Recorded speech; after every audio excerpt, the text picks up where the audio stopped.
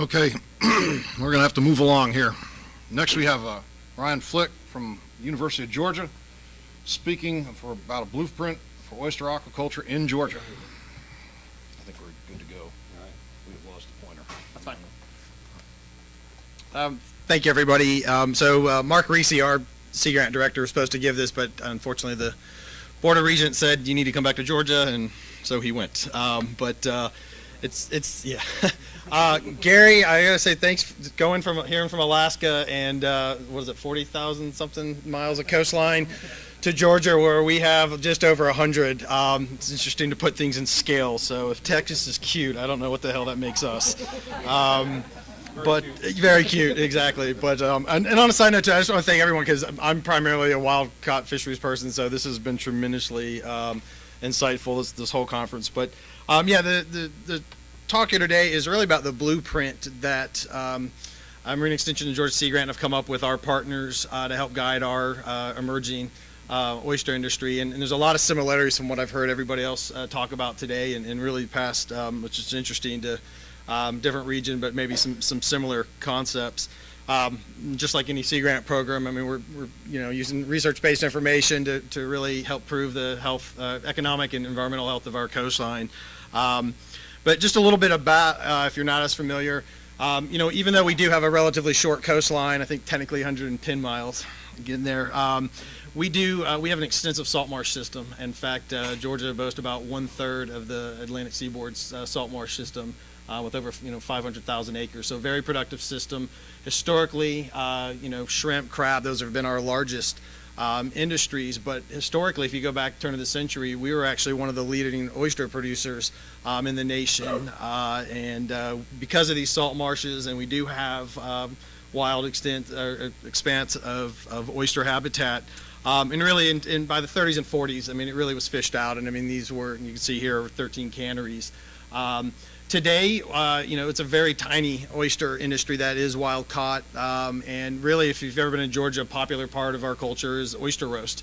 That's very common during the holiday season because our tidal amplitude varies anywhere between 6 and 10 feet twice a day.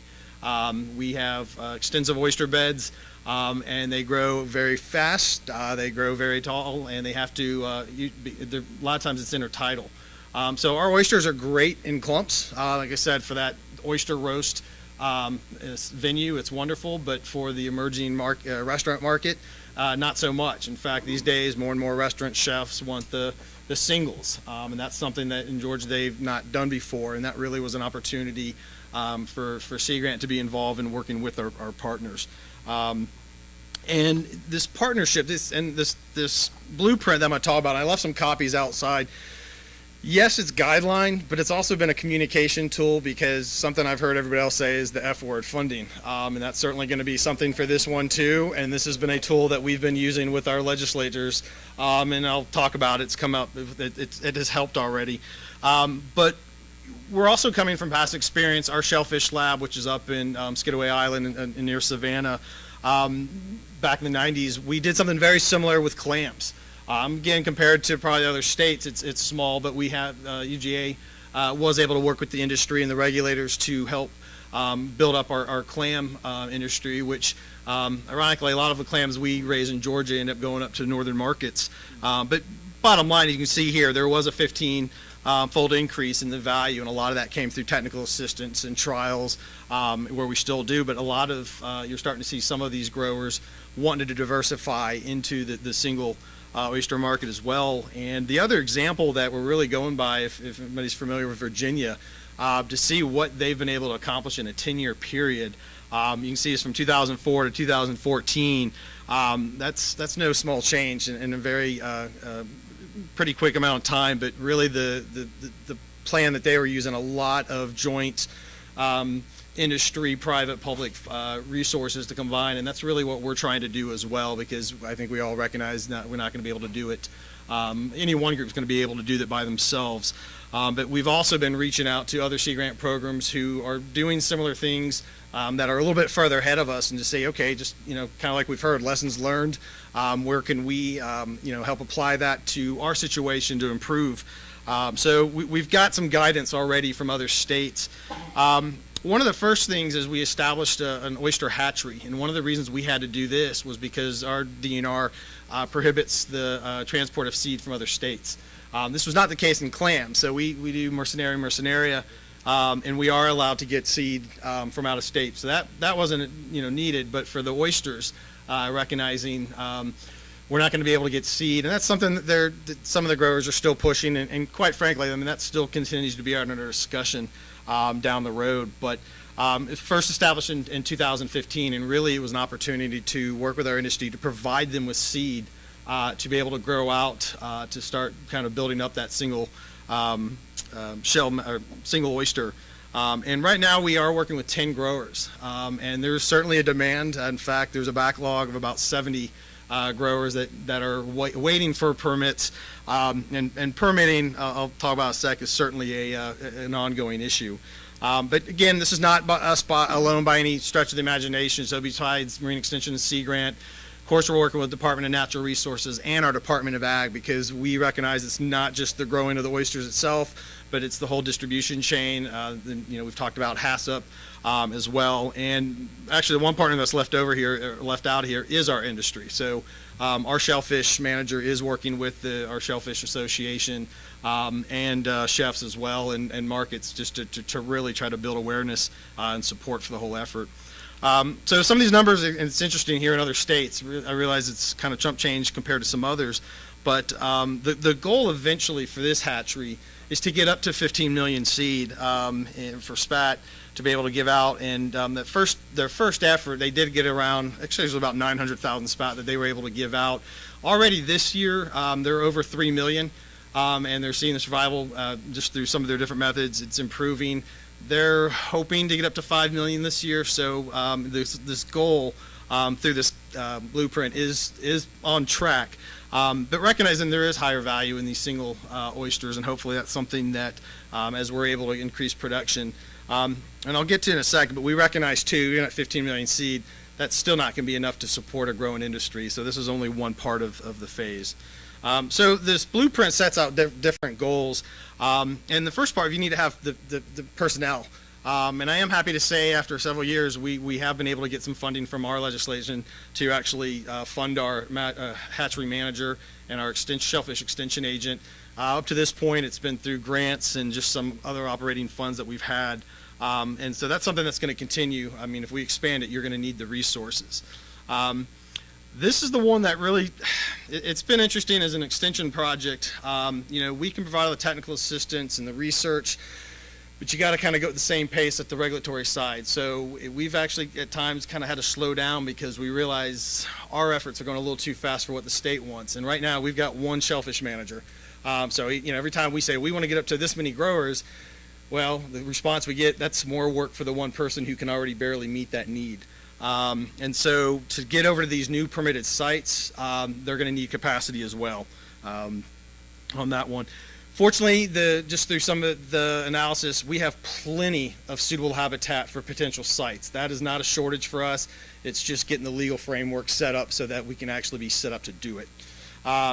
We also are fortunate in Georgia to have very good water quality. We certainly have some areas where I'm in Brunswick and Savannah where you're not going to have shellfish leases, but in some of our areas, very pristine water quality. But part of the shellfish management plan, you're still going to have to monitor that. And same thing with as the shellfish manager from DNR said, we basically have one person to do that. We're going to have to be able to expand as well. So DNR also requested funding, and they were not able to get it this year. So this kind of goes back to that point. We might be able to take 2 steps forward, but if our partners aren't, it's going to have to kind of stymie the process a little bit.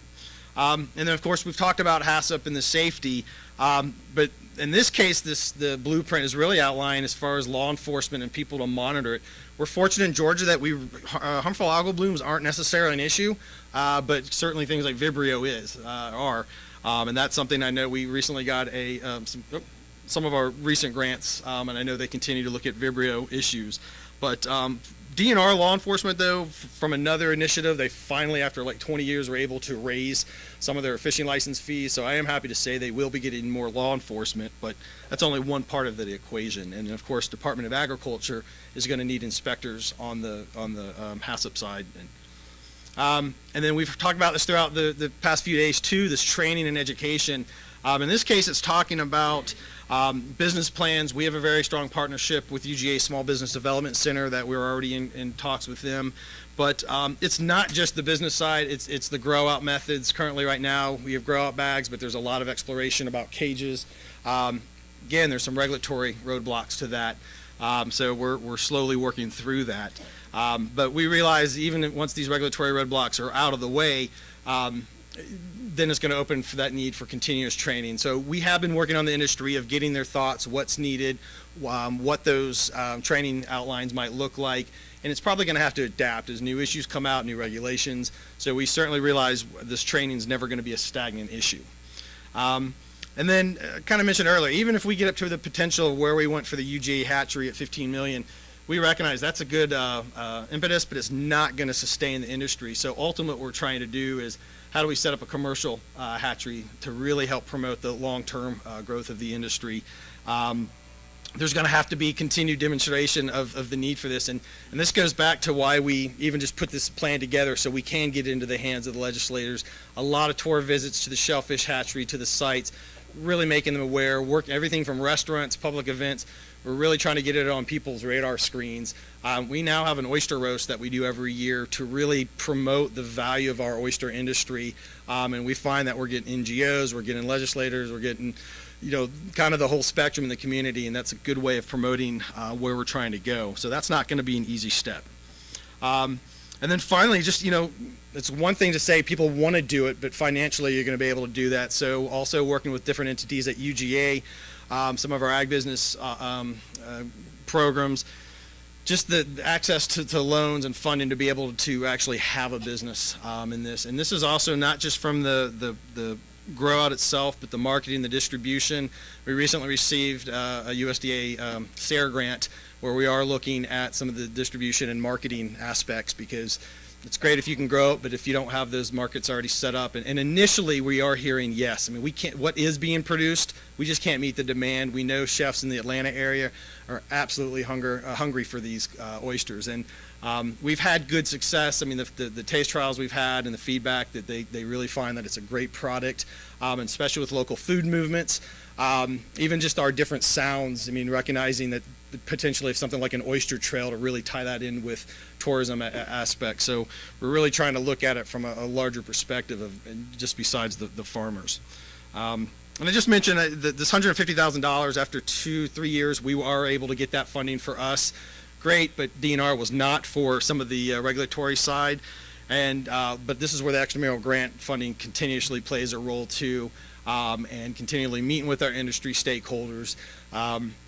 Feedback though, and I will say, you know, there are people still pushing, hey, we need to be able to get source from a seed from outside the state. We actually have our legal seed grant program trying to work with the states, seeing what options there were. Big issues, triploids. There's a lot of guys that want to be able to do summer harvest. South Carolina is looking at this right now too. And of course, issue with Vibrio and concerns of harvesting in warm waters. We've got a small minority that's very vocal that makes it sound like that's what all of the industry wants.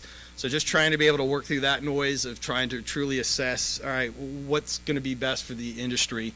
Tom Bliss, who's our shellfish manager, he actually is working on some grants and just looking at feasibility of triploids, and even though there's not a potential of doing summer harvest anytime soon, just continue working with DNR to see if we did what that might look like. And our seafood specialist, just from the food safety and the handling controls, that's something she's involved with as well.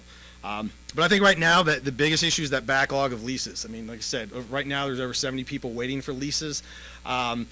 I think right now for us in Georgia, that's probably one of the biggest hurdles. And that's going to be something that's going to continue working through.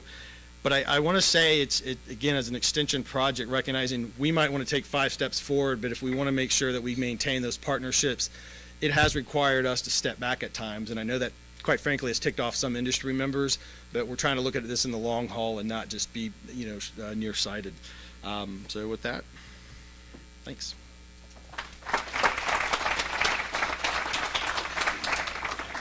Thank you, Brian. No problem. Any questions for Brian?